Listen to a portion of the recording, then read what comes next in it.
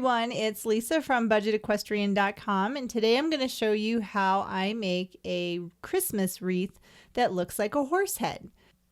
So these are the things that you're going to need. You're going to need some Christmas garland that's pine, so green colored. You're going to need some ribbon. You're going to need some big buttons. You're going to need some string. You'll also need some heavy duty wire, or you could use a wire coat hanger. You'll need some thinner wire too, and you'll need a wire cutters. This is like a needle nose cutters. You'll need a glue gun and some glue sticks. I use a low temperature glue gun. You'll need a pair of scissors. You'll also need some clear fishing line, some heavy duty wire cutters. That will be for your hanger or your heavy duty wire. Some glue sticks for your glue gun. Again, I'm using a low temperature glue gun. You will also need some duct tape, and you will need some big pretty red bows. I bought these at Home Depot for $2.94 a piece.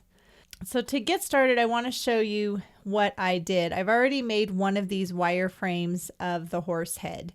And this is because I'm going to make a pair of these. So I wanted to show you how I did it with the second horse head, basically just using wire. And this takes a little bit of practice, but it's really not hard. I cut a big piece of the wire off, and then I just kind of formed it and shaped it until it was like a horse head. And I wanted to keep it about the same size as the one that I've already made, because I'm going to put these on the fence that is lining my driveway for Christmas decorations. And it just takes a little bit of practice, and there's really no right or wrong way to do this.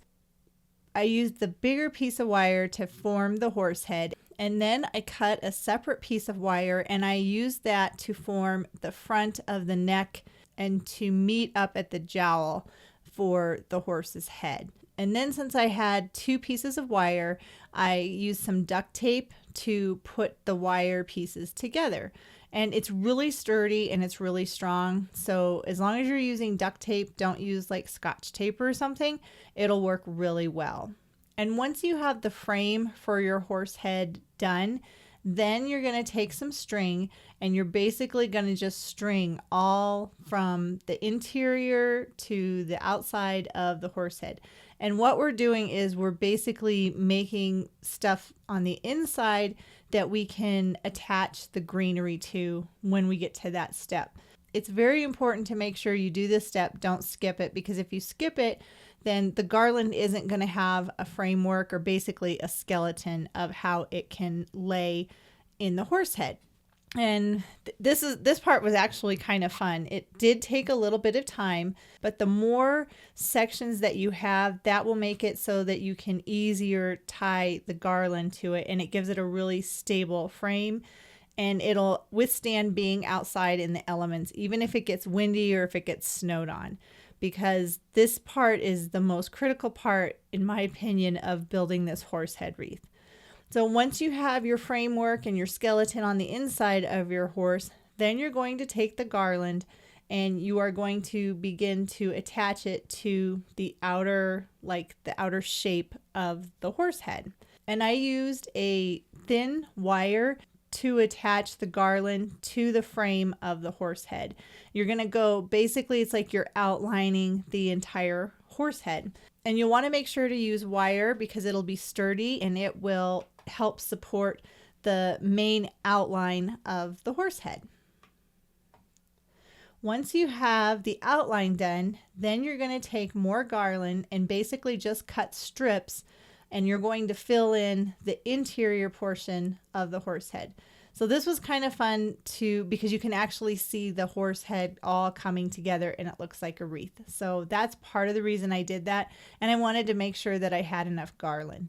This garland that I got, it was relatively inexpensive. It was 50 feet of garland for $7.94 at Walmart. So I'm hoping that I will have enough to do 2 complete horse head wreaths. So once I've got all of my pieces of garland cut out, then I'm going to start attaching it to the inner, like the skeleton part of the horse head frame that we made.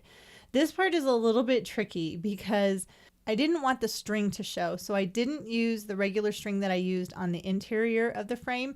Rather, I used a fishing line, and it was just really hard to see.